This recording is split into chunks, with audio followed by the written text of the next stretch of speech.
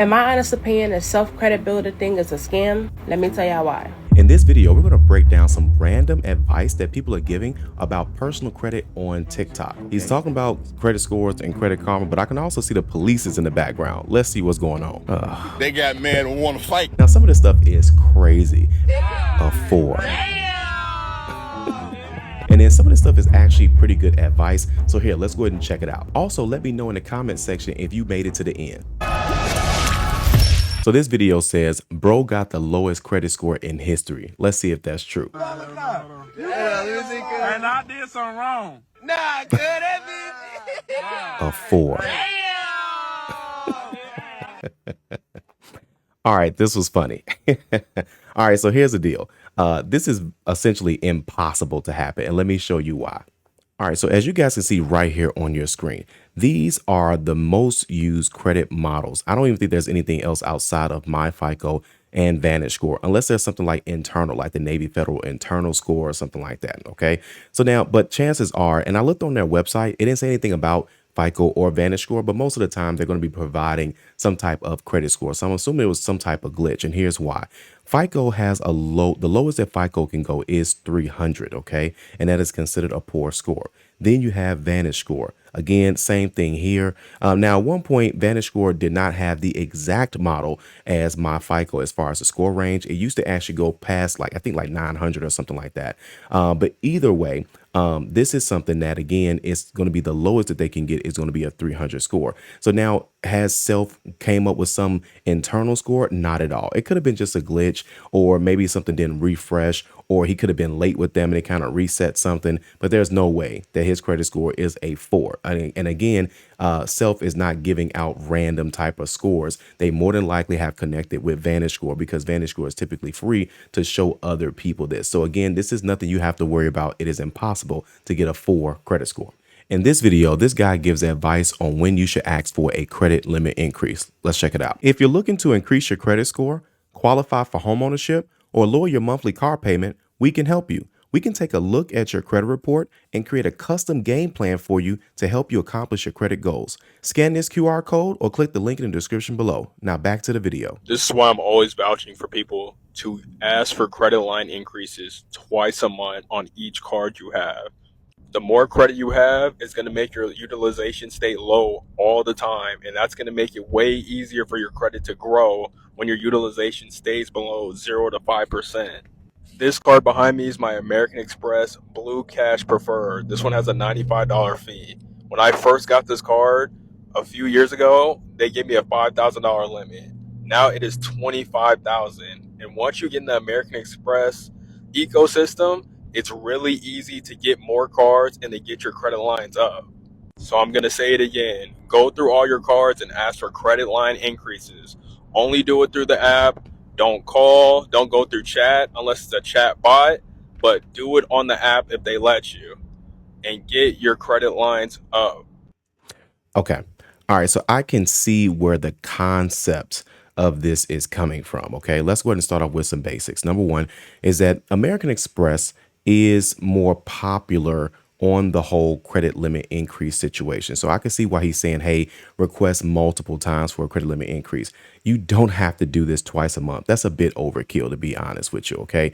I've seen people get very similar increases, if not more, asking one time a month, maybe every like 90 days or something like that. So this is not something that you have to do twice a month. However, American Express is one of the few companies that actually says when you log in, they'll say, hey, do you need more buying power, or would you like to request a credit limit increase? So they actually encourage it. So I can kind of see where that concept is coming in.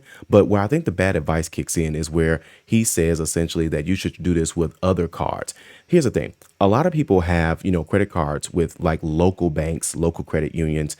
And some of those older banks and credit unions, they do not have access to soft pull. A lot of these banks don't have soft pull. So you could even potentially just have unnecessary credit inquiries, requesting credit limit increases, if especially if, since he said do it on all cards. I do not recommend that at all. Okay. Now he did give some good advice on the utilization.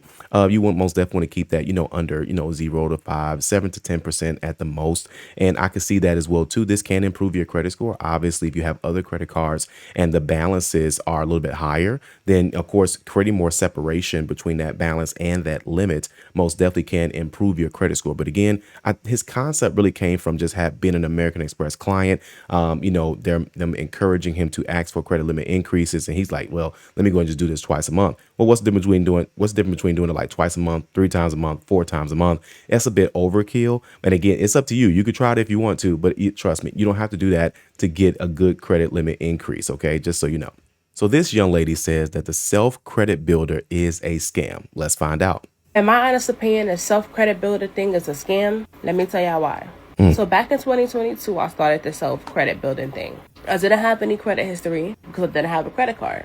So I decided to use Self. Now, they give you like payment plan options where basically like you pick a certain amount per month and you pay that amount every month for a year, and it establishes like some type of credit history for you, right? Especially if you don't qualify for credit cards yet.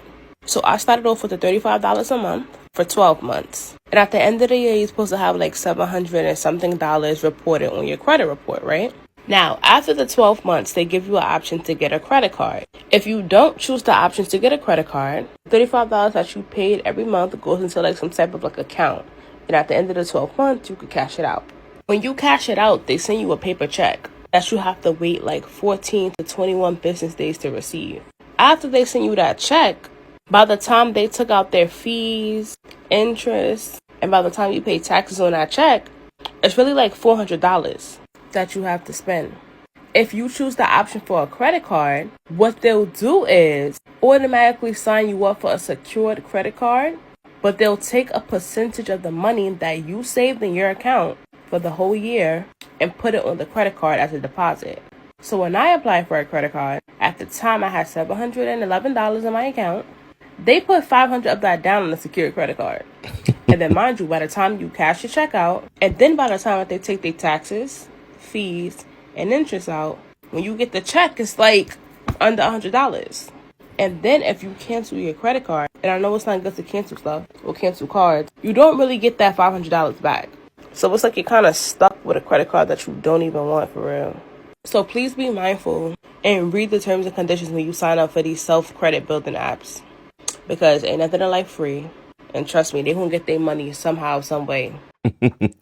Okay. All right. So now it's funny because she mentioned the terms and conditions, and I think that she may have gotten like she may have missed something or gotten confused about the process. So let me break down self credit builder. Okay. So self credit builder is one of the first credit builders that was even out there. Okay.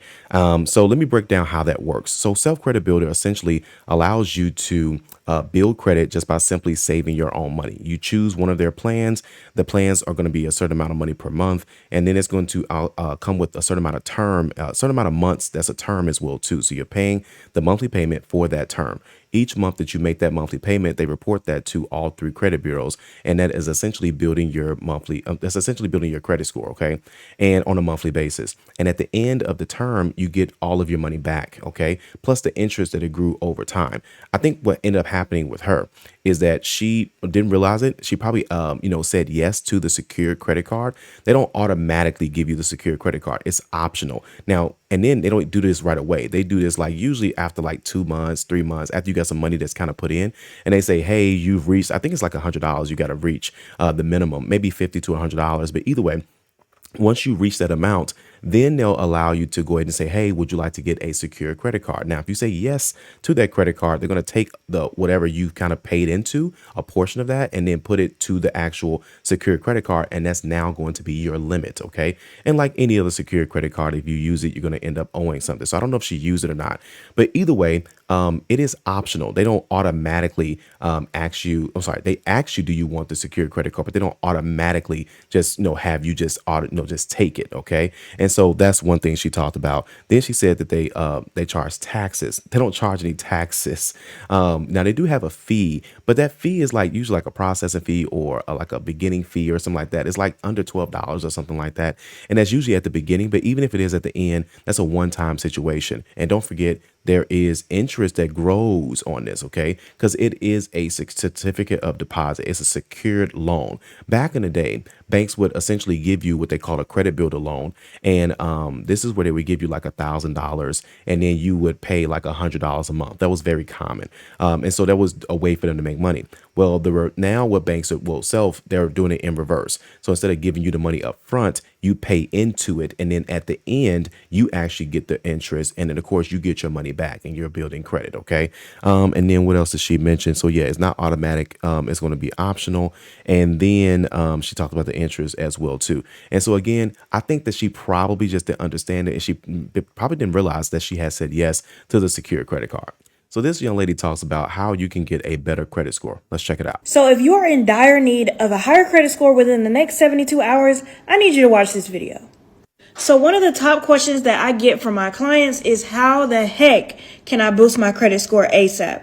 So the best thing that you can do to boost your credit score is just to simply get a trade line. If you don't know what a trade line is, it's basically piggybacking off of somebody else's credit in order to boost yours. So say, for example, your grandmother has A1 credit. She has an 800 credit score. She never makes late payments. She just pretty much has her credit cards on auto pay. Then what you can do is just simply ask her to add you as an authorized user.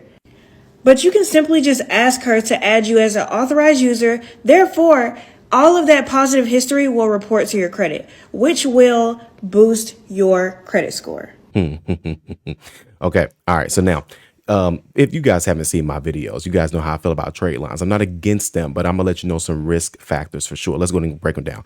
Number one is that one of the first things you want to ask if you are considering being an authorized user is finding out what that utilization is going to be. Okay. So you have to know, okay, what's the balance divided by that limit? That's going to be the utilization percentage. I'll give you an example. Let's say someone has a credit card. The limit is 1,000, but the balance is 100. That's a 10% utilization. And so that would be a card that you should consider being added to. But then the reverse, and I'm only bringing this because she didn't bring this up, because the average person that watches this video and they say, okay, let me go get a trade line. Let me go talk to my grandmother, like she said, and let me go ahead and do this. Well, here's the problem. What if grandma, in this example, has a $1,000 limit, but the balance is 900? So now you're looking at 90% utilization, and that can actually drop your credit score. We actually had a client do this, and it wasn't because of the balance. It was actually because of the payment history. Now, she did talk about the on-time payments, the positive payment history, but yes, it's all payment history though. It's not just the positive payment history. So, and it goes back to about, usually on average, about 4 years, assuming that it's that old. Okay. Then let's talk about, again, if the account is not that old. If the account is like 5 years old, then you're probably not going to see much of a change in your score. If it's like 12 months old, something like that, you may see a little bit, but not much of anything if you're doing that. But let me go back to that client that I was just talking about. So what she did was she was about maybe 8 or 9 points away from home ownership. And what she did was she was added to her father-in-law's credit card. Okay. And when she was added to his credit card, he did have, like, in the last 2 years, his payment history was flawless. But 3 or 4 years ago, he had like 2 or 3 late payments. And those 2 or 3 late payments actually ended up dropping her credit score. Even though they were not super recent, they still have some negative value. And sure enough, her credit score actually ended up dropping, and she got further away from actually qualifying for homeownership. So that's something you got to keep in mind. Now, here's another thing too. If you do want to become an authorized user, try to at least make sure it's like a family member or a friend, somewhere where you can at least call them, reach out to them, because if that balance starts to increase, if a person because again, they're not going to call you to say, hey, I got to use this credit card. They're just going to use the credit card. If they file bankruptcy, if they die, these things do most definitely happen. Okay, so just keep that in mind. Now, another thing that people don't consider is the risk factor. When you are buying a trade line, especially from someone that you don't know, you may know her, but you may trust her, but then you may not know who is she getting it from. And let me explain why this is important. because then that person needs your first name, your last name, your social, and your date of birth at minimum. Okay. Now, a lot of times what people will do, they're obviously going to use their address. The primary account holder, when they're adding you to their credit card, they're going to use their address, and sometimes most banks don't even ask because they assume it's someone that because you actually have their personal information. Here's what ends up happening. A lot of people don't talk about this. When you're an authorized user on someone's credit card, and you're on that credit card, they're going to start getting mail with your name on it to their address. So that's a lot of trust that no one is taking their mail. No one's going to be applying for a credit card in your name. And I'm telling you guys, listen, in the comments, am I lying? I know I'm not. Okay. So again, your information is most definitely out there. So there's most definitely some risk. And then she talked about auto pay. Yeah, that's good for sure. And then, but again, you just want to make sure you're asking a few more questions than just saying, hey, grandma, have you been paying your credit card on time? How old is it? Stuff like that. Ask a few more questions before you go ahead and give someone your information, especially if you don't know them, to become an authorized user on their credit card. All right. So now this young lady says that she went from a 468 to a 742 in 30 days. Let's see if this is real. I took my credit score from a 400 to a 742. And the secret is pretty easy. Once you understand that the debt collectors and the banks, even the original creditors, do not own the debt, then you can get anything removed from your credit report. Share this video with someone who you think it may help, because no account can report to your credit report if they do not own the debt. And I'm talking about student loans, collections, charge-off, repossessions. So this kind of takes the burden of proof off of you personally, and it puts it on the creditor to prove that they actually own and can report this debt. Okay. All right. So let's go ahead and set some expectations here. Okay. First off, I want you all to let me know in the comments if you've ever gotten something removed from your credit report and it was 100% accurate. I think it's safe to say many of us have. If you've ever disputed something on your credit report and it was negative, if you were one of the, I won't say lucky ones, but people get stuff removed all the time without doing all of this other fancy stuff, to be honest with you. Some things come off, some things don't. And I'm not saying that people don't have strategies to try to get more things removed, but you have to understand something. Just because something came off does not mean that it was inaccurate. Okay. I still see people with inaccurate information on their credit reports. Okay. So that does happen too. What am I saying? I'm saying that, one, in order for a collection company, because a lot of people are saying this, and don't worry, I'm going to be bringing people in so they can clarify. So I can confirm this type of information as well too. When a company purchases debts, well, for one, for them to even be a collection company, and if they want to report to any of the bureaus, they have to apply to work to send a file to the actual bureaus. So you can't. So let's say, for example, you want to be a collection company. You can't just say, hey, I want to report some stuff. You actually have to show them that you are a licensed, insured actual collection company. OK, then they have to vet you. Then they have to stop by your office. You have to meet certain qualifications. And I'm telling you this because like rental reporting companies, they have to go through the same process. Anyone that reports to the credit bureaus, they have to go through a vetting process. Okay. So the credit bureaus are not, listen, if the game is to let you have a higher score so everybody can let you borrow money and all the rest of this stuff, then here's the thing. You won't have to worry about these types of things, okay? Because again, these companies can legitimately put these things on your credit report. No different than if you got evicted and they added it to your credit report. She mentioned student loans. Listen, you legitimately took out those student loans. And so again, I think what it is that people get things removed off of people's credit reports. And, sometimes honestly, in my personal opinion, a lot of times it's random because, again, I see that people have accurate information removed. And I've also seen inaccurate information not get removed. OK, then she says that she did that in 30 days. I don't see that happening. Now, don't get me wrong. Again, some things most definitely can get removed. You most definitely can get some points, but it's not because of a company saying that, oh, well, you know what? It was 100, that they were not supposed to report it because they bought the debt. That's untrue. Listen, collection companies buy debt all the time. Companies sell debt all the time. So if you owe that money, that has nothing to do with the original contract. But again, I know people are going to say, in the comments, oh, you don't know what you're talking about. This is this. Here's the deal. If that's the case, then how are they able to report it to the bureaus in the first place?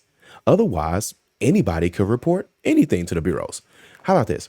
What if you call a company or call a bank and you say, hey, can you add this to my credit report? Or if you call the credit bureaus and then you just tell them, hey, can you add this to my credit report? They're going to say no. So again, I'm telling you, it doesn't work exactly the way that people are thinking it's working. If you disputed something and you got it removed, more than likely it just got removed. I know it sounds crazy, but I've seen it's more so like honestly at random. But don't get me wrong. Do people have like strategies to try to get more things removed? Yeah, but that's not necessarily the reason why. Okay. So again, just kind of temper your expectations, on that as well too. And again, because that's inaccurate for sure when you're talking about student loans and things of that sort. You borrowed that money. Okay. So it's not necessarily whether it's a collection or not. Because then if that's the case, who's to say what's like, why is the good information in there? Like, we don't dispute the good information, right? We only dispute the negative stuff. They know what the game is. And I'm not knocking the game. I'm more so setting expectations so you won't say, okay, let me go get a 244 point increase in 30 days because I'm going to just get all this stuff cleaned off my credit. And I'm just going to say, okay, you know what? I don't want this stuff to be on here anymore. Let me just go ahead and just say, hey, this shouldn't be on there. This shouldn't be on there. Listen, guys, just because even if something gets removed off your credit report, doesn't necessarily mean you don't owe the money. So there's still legalities about a lot of these things. But a lot of times people say, hey, it's off my credit report. I'm done with it. Well, again, the credit report is not the end all be all. That's just what lenders take a look at. But we'll talk deeper about that on another video. So this young lady was giving advice about having a stronger credit profile in general. Let's check it out. When you have a credit score, just because you have a 700, it doesn't mean that you actually built that. You can have a 700 credit score with like 1 or 2 accounts on there and some authorized user accounts, where you say, Grandma, can you add me to your credit card? Auntie, add me to your credit card. Okay, right? okay. That's what you're getting at. Underwriters see that. Okay. Now, she's most definitely right. Now, let's talk about a couple things. One, you most definitely can have a 700 credit score, 720, 750. With just a handful of accounts. Usually you probably won't get past like 740 if you only got like a handful of accounts, like 1 or 2 accounts. So then she mentioned about, being added as an authorized user, right? It seems like everybody's grandma is the one that everybody's getting added to. Obviously they can improve the credit score too. Essentially what she's talking about is you can still get denied even if you have a quote unquote good credit score, 700 or whatever. So the thing is that about this is that she's more so talking about a weaker credit profile.